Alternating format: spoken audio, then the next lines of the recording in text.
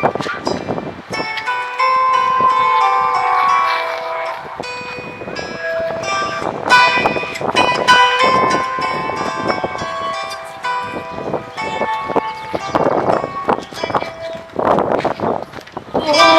у лузі червона калина похилилася, чогось наша славна Україна зажурилася, а ми тую червону калину підіймемо, а ми нашу славну Україну гей, гей, розвеселимо,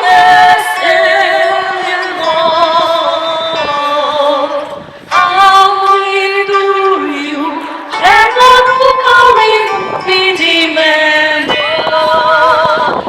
а ми нашу славну Україну гей, гей, розвеселимо. Не журися, червона калино, маєш білий цвіт. Не журися, славна Україно, маєш добрий рік. А ми тую червону калину підіймемо, а ми нашу славну Україну гей, гей, розвеселимо, а ми тую червону калину підіймемо, а ми нашу славну Україну гей, гей, розвеселимо.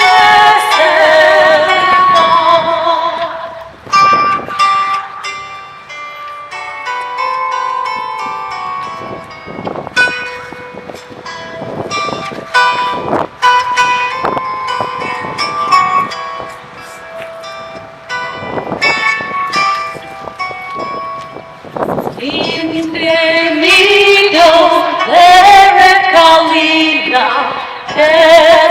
down the Lord.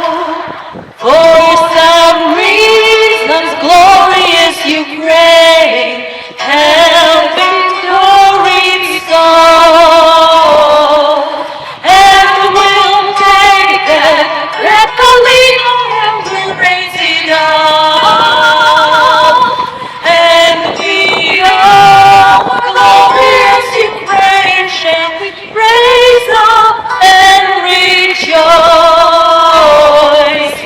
and we'll take that red Calina and we'll raise it up, and we are glorious Ukraine shall we raise up and rejoice.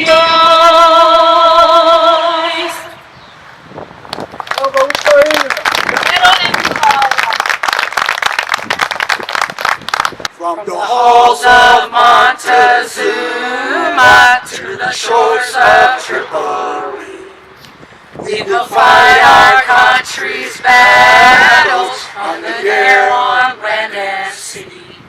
First to fight for right and freedom, and to keep our honor clean. We are proud to claim the title of United States Marines.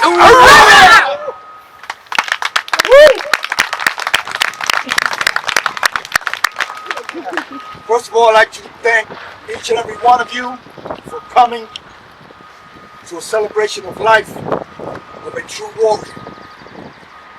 Ian was born 33 years ago, yesterday, a few miles from here of Barcelona Road in Camp Pendleton.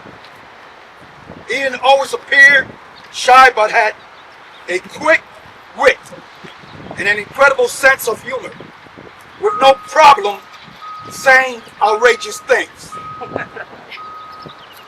And I'm going to stop there for 1 second. When Ian came to my house, I had a newborn. And when my wife was putting his pampers, he looked at his balls.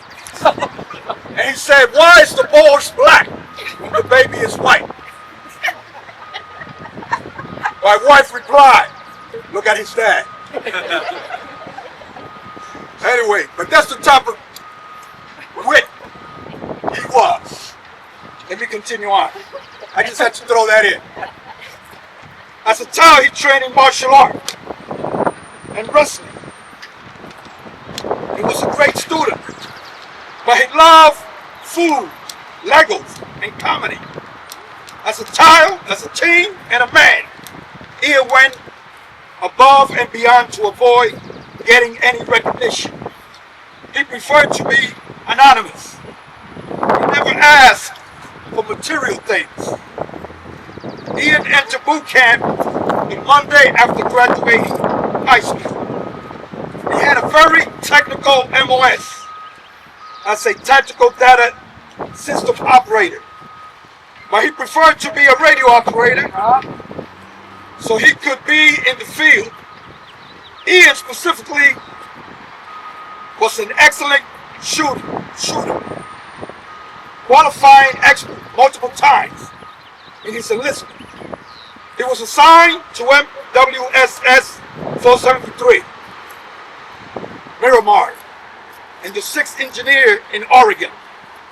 Ian was activated for Operation Enduring Freedom, but his unit he deployed to the Middle East. He finished his enlistment in the Marine Corps as a corporal. Ian graduated from Seattle Pacific University, becoming the first in the family to obtain a college degree. He tried careers in teaching and Microsoft, but ultimately he went into law enforcement and became a police officer for the National Park Service. Ian particularly liked the backcountry, patrols, and enjoyed the wilderness.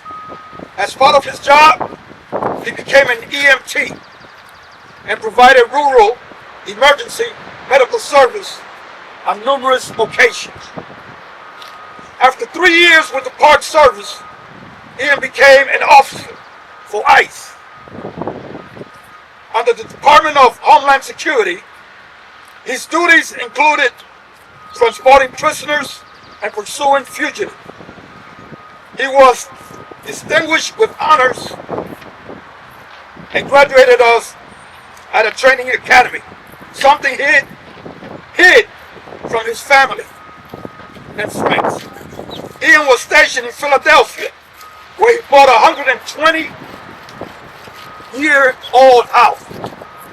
He bought a house that was 120 years old. Who was there? Benjamin Franklin? Anyway, Ian was into everything he studied. The stock market, Italian, bass guitar. He loved history and architecture. He learned salsa dancing, something his dad couldn't do.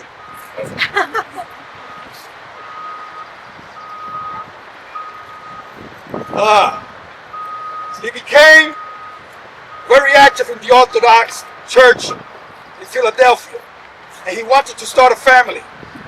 Ian loved to travel, especially backpacking, exploring Eastern Europe as part of the Russian club in college.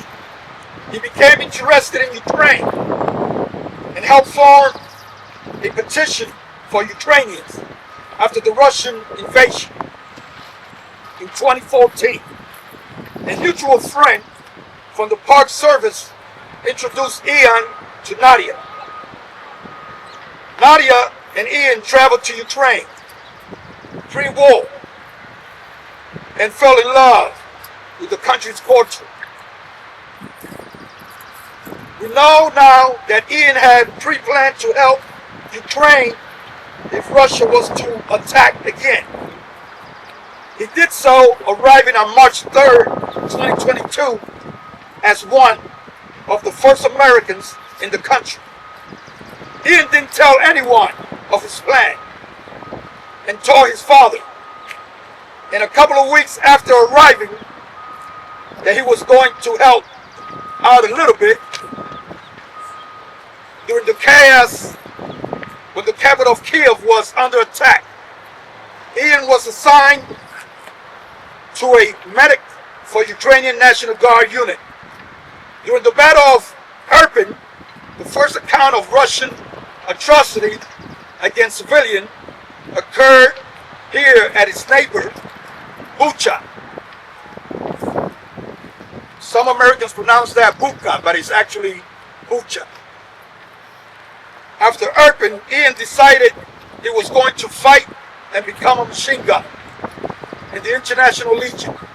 Eventually accepted in a reconnaissance and direct action team under Ukraine Department of Military Intelligence, their version of the CIA.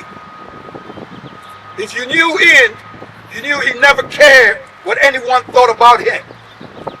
But he did care when he first assigned to the Legion and worked hard, learning as much as he could from the many experiences of the other combat veterans around him. Eventually, Ian's skills and reputation grew, and he became a team leader. Reluctantly giving up his machine gun, he and team suffered an extremely high casualty rate. By November 2022, only 5 of the 16 men were left. It was here when Ian made the commitment to stay until the war was over and took charge in rebuilding the team. Ian fought in every region of Ukraine and was known as fearless and aggressive with a great sense of tactical awareness. It was also fun to be around. He volunteered in every mission and insisted in leading from the front. He was awarded high medals for character and combat merits.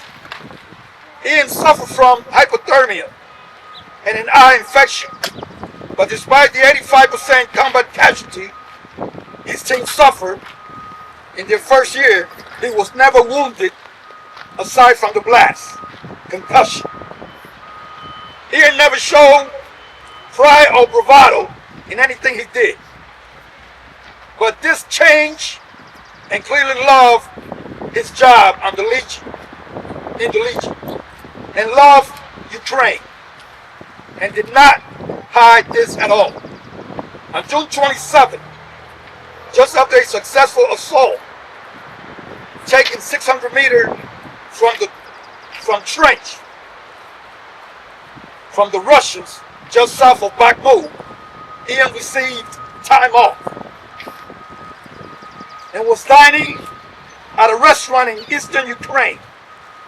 Ian and his friends were unarmed, wearing civilian clothes, but a Russian collaborator called in an airstrike, killing Ian, one other Ukrainian soldier, and 10 civilians, including children.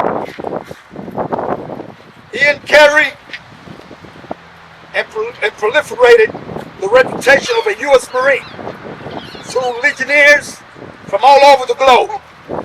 He was buried with full military honors at Riverside National Cemetery.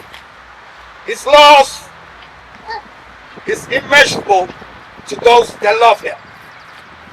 A Russian soldier could not take out Ian. It took two cruise missiles to take him. That was the type of warrior he was. He was fearless in battle. My respect to the family and to a great warrior. You'll have to remember that I knew Ian as a 15, 16, 17-year-old.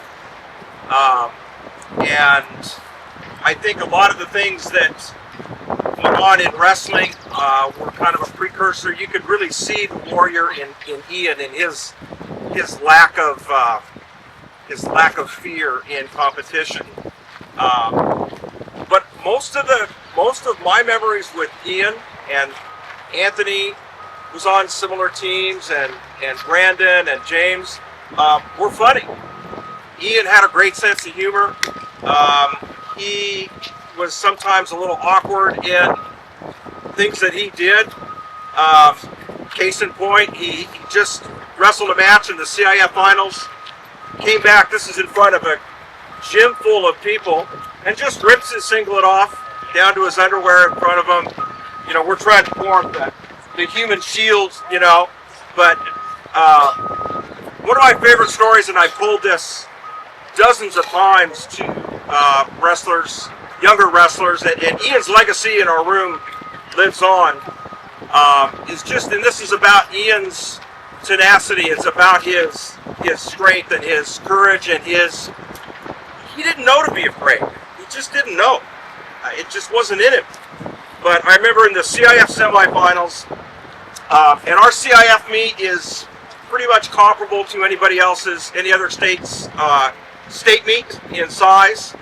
But Ian's warming up in the corner, and across the way is this kid that looks like, and I think he was from one of the Oxnard schools. He looks about 35.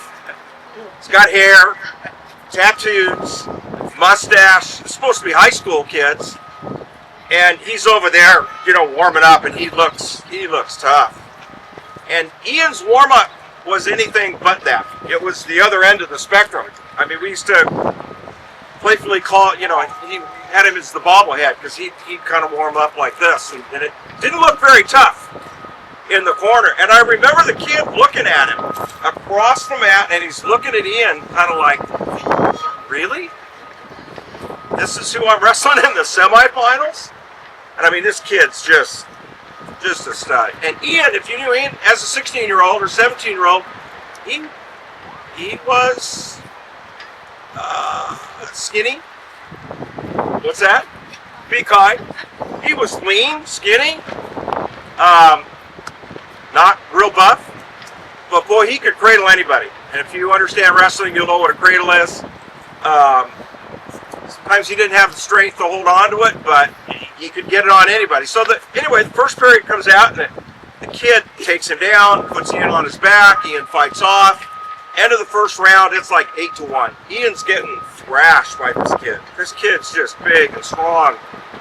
Second period, the guy's feeling pretty good. He gets his choice, and he takes down.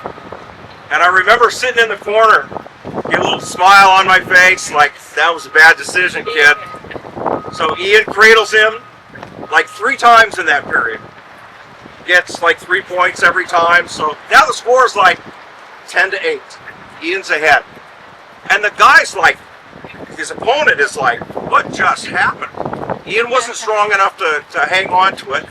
But third period, it's Ian's choice. And it's very unusual to take the top position in wrestling. It just doesn't happen. So Ian's like, and I just remember, he's like, I'll take top. And the look on the kid's face, I still remember that. He was like I got to go back down there. So Ian cradles him another 2 or 3 times. The guy finally wears out. Ian pins him onto the CIF finals.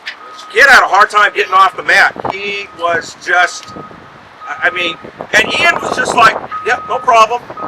Didn't understand. You know, most kids would be sitting there looking at this kid going, this guy's got a tattoo.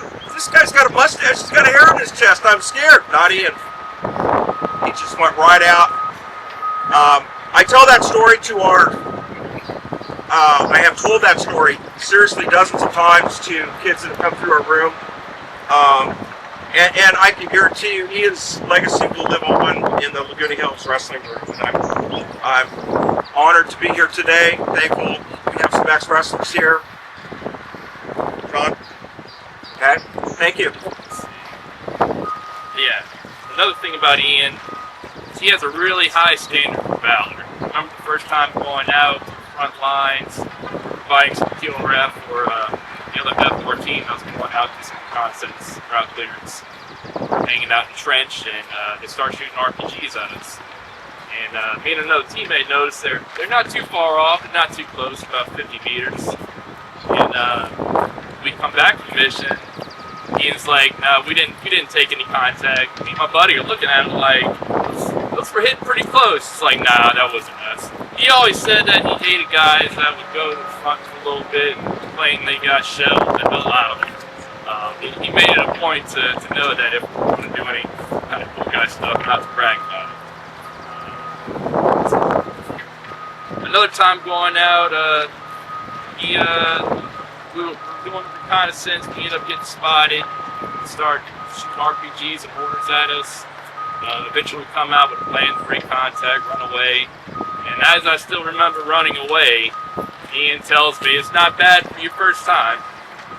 And I told him, I was like, well, it was my first time for that kind of experience. But he was always supportive, no matter the situation we're in. He was always trying to keep spirits up, keep you focused. And I remember one of our main operations, he was pretty much in the team leader spot at this point. We got our hands back on another machine gun that Greg was telling about. And I went ahead and took that role. And as we're getting ready, I'm like, Ian, what's a good combat load for us? It's like 1,200 rounds. Really? 1,200 rounds. I put 1,200 rounds on, and it's a whole lot of weight. And I was like, I don't know how Ian, a small stature guy, is able to put on all that weight and keep going, but he sure as hell did. And during that mission, Ian was supposed to be, the point man, as he always wants to be. But we ended up on the line, and one of our buddy gets hit. He stays back to patch him up, make sure he gets Ian back in a well manner. So I ended up being the first guy in. After a while, Ian comes back straight to the front, gets a report how much ammo we spent, what's the deal, and he's making the right calls as far as what our next goal is. And he ended up making a lot of good calls, or else if we get more of us wounded or worse. So that's about all I have to say. I want to thank Ian's family for raising such a stand-up guy. It was a real pleasure to serve with him, fight with him. I have many memories of him, and I'm going to miss him a lot. So I appreciate you. I served with Ian on the 15th of March 2023 in the Zaporizhzhia Oblast, about 7 kilometers south of the city of Lorita.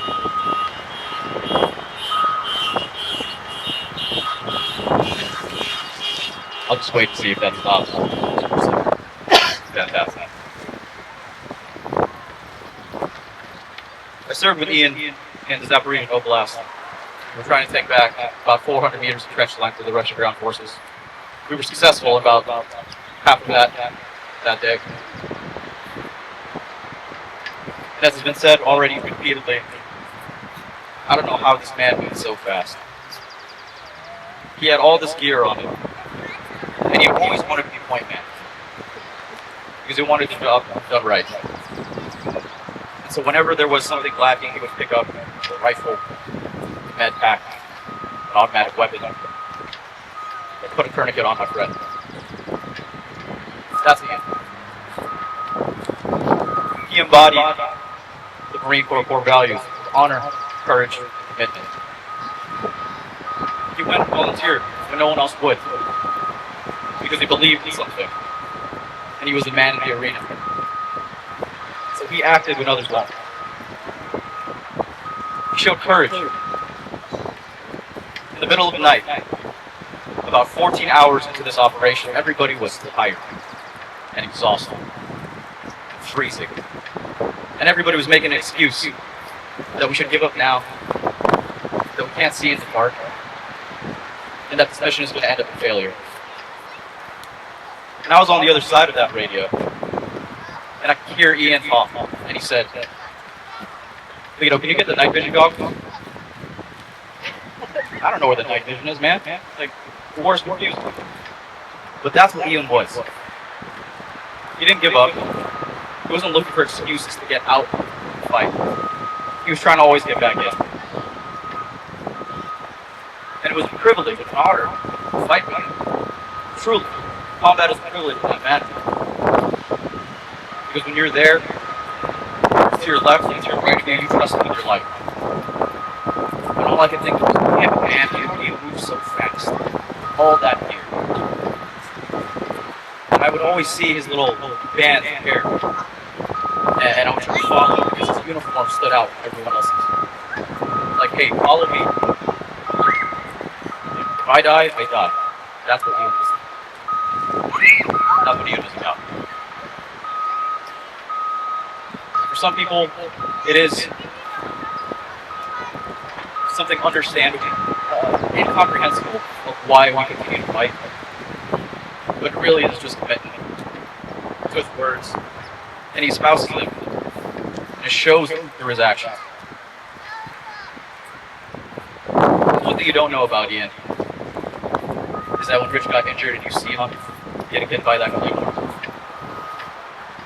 he visited Rich every single week at the hospital to get on an Uber and drive there to spend the little money that we have to go and make sure that he was in good company. Because the hospital was a lonely place. And so he kept Rich company. Rich is back on his feet and back in the fight as well. And it's those values that he and his spouse could look at him and say, damn, I wish I could be like that too, man. There's one more thing that you don't know about him. He was going to start a business. A little tiny one. Protective body armor around this area. It's true. We're sitting at just a small little beer cafe in the city of Kyiv. Just while we were on leave, but we finally returned. And we were just talking about the future. About what will happen once the war is over. Marriage. And having a place thereof. A little plot of land. Yeah. If Ian was here today, he would say, fine. Control your emotions. He was cool, calm, collected, at the beat of Jesus. So,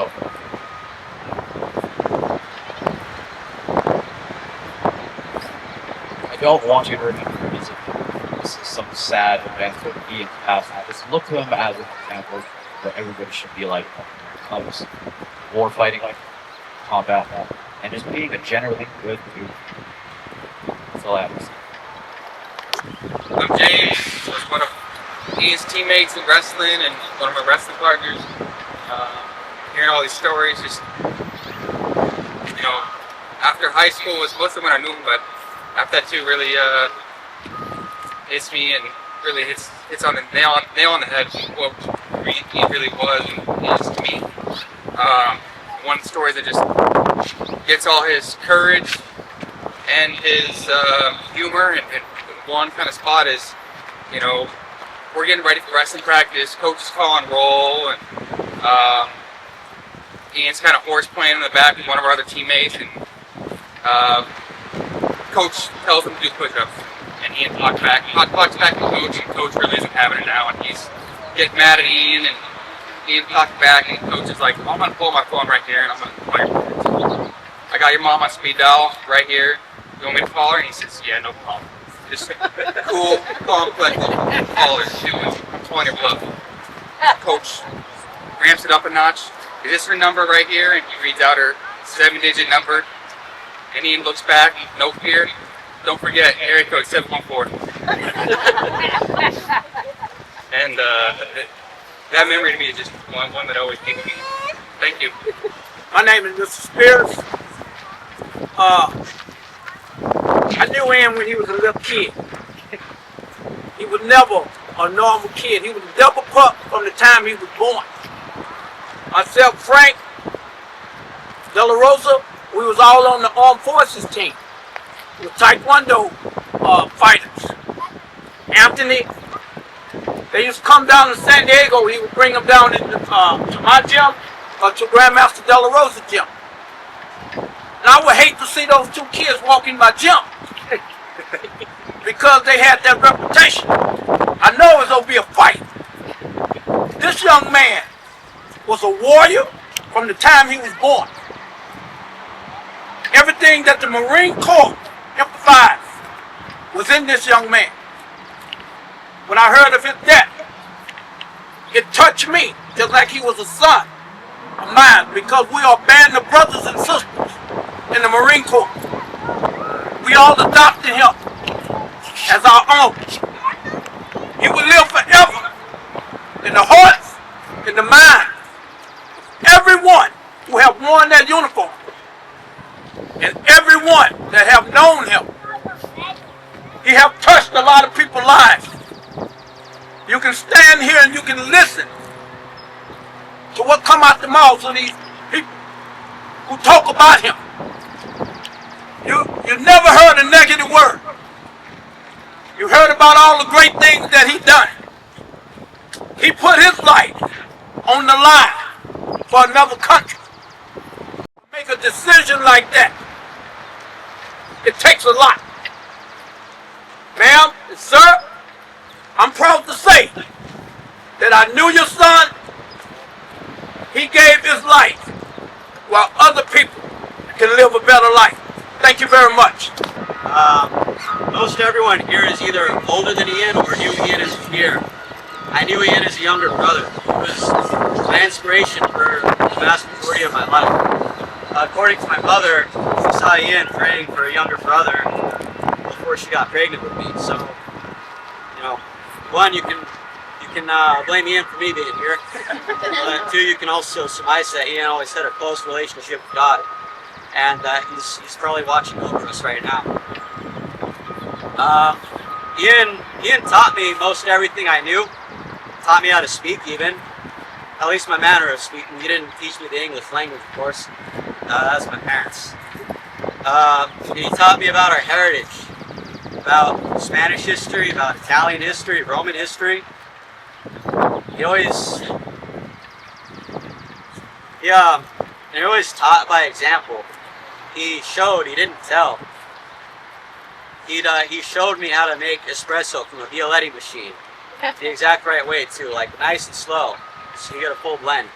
He unfortunately he didn't show me how to play bass guitar. That would have been helpful. But he did inspire me to improve my Spanish, speak it in the European fashion, and he also inspired me to learn Italian.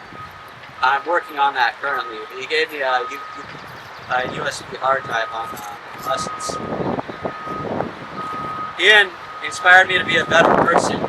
What you see before you, that's largely owing to Ian. Even when I was younger, I was in the hospital constantly. Ian was very much a caretaker.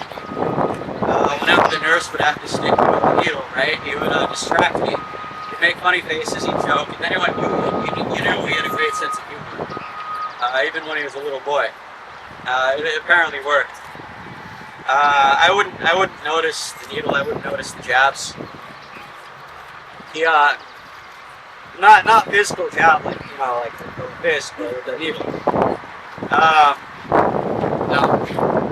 Ian, when I went off to summer camp my first time when I was 7, Ian, a teenager doesn't usually want to hang out with like kids in a summer camp, but Ian decided to volunteer twice for 2 years as a junior counselor training just to make sure I was okay, because it was my first time away from home.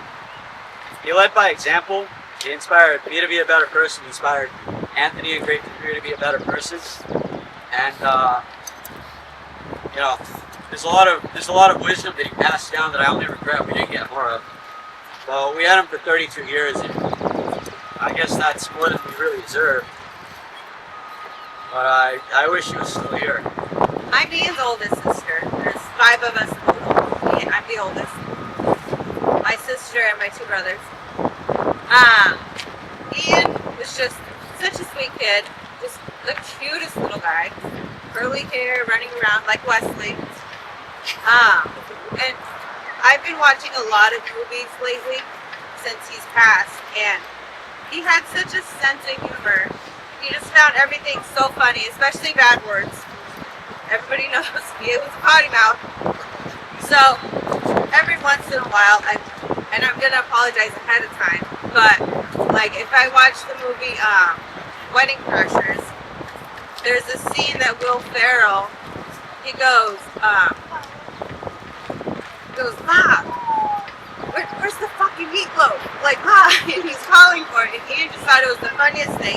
So every time we'd visit, because I moved, I'd go visit the house, and he'd call the mom in the kitchen, he'd be like, Ma, where's the meatloaf, Ma?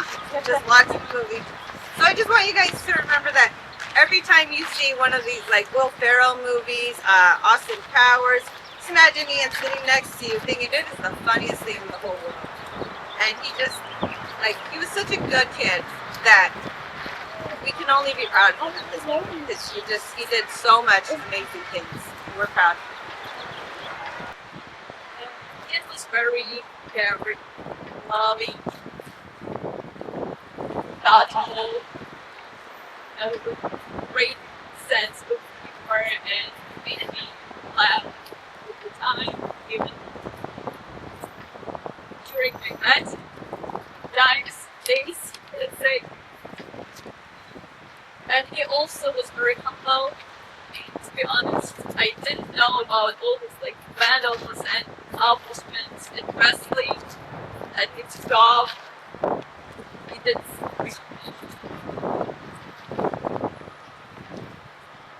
And he was first to ride and I have here like one example in my head. So we were in the church, and there is that girl coming down the stairs and she waved it down. So parents like picked up this little girl in the end, rushed to those rooms just to ask any kind of help. This is what my planning was, to take care of everyone.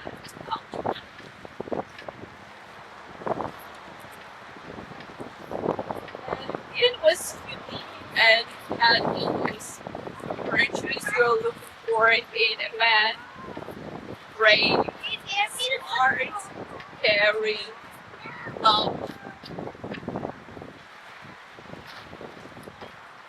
recently I learned that the word courage derives from Latin word cor, which actually means heart, that is love. And when I learned about it, it was like, oh, that's about Ian. It's like, right now. It was about Ian because I do believe that it was out of love.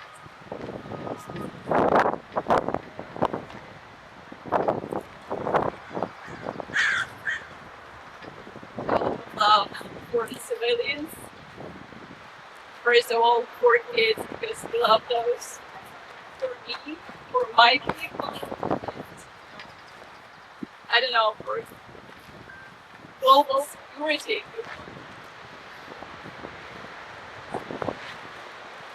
A hero, but hates conflict and sure. Son, brother, uncle, friends, teammate, and my love.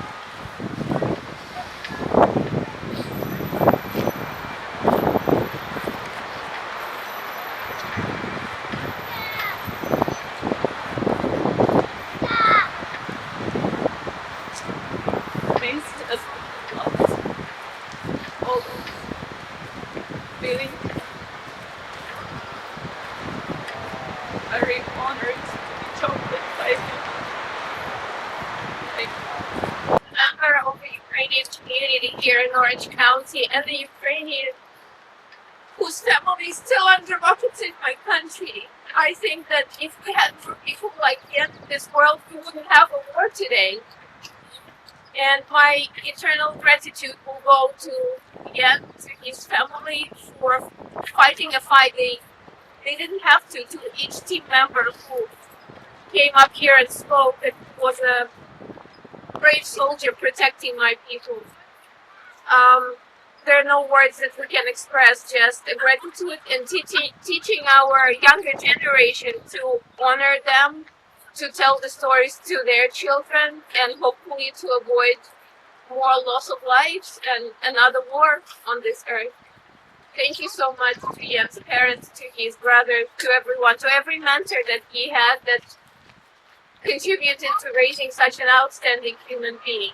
Thank you. My name is Marina and I'm from Ukraine. And February 24, 2022, when full-scale invasion started, I was in Bucha. And Bucha, it is suburb and it is pretty close to Irpin when Ian first time coming, and it's really close to Kiev. And yeah, no words how we Ukrainians appreciate for life what we have even now. Because when war started, everyone realized it will be really hell.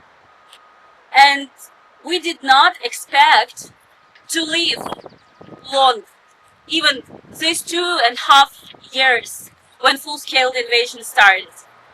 And it's honoring for me to be here. Thank you so much for Ian, for his deed. We will remember this and we appreciate. Because really, this war is not just about life of Ukraine. This war about future of humanity. Because if love will die, this world will not have hope. And I think this deed, it's not just for us, but for everyone. And we Ukrainians, we appreciate for your friendship, for support, and for your love. And be blessed. Thank you so much. The Ukrainian people, you are fighting our. The Russians have never been our friends. Ukrainians are actually fighting a just war. Ukrainians, you're very brave people. Everybody underestimated you. You guys held it down. You just supported them. So thank you.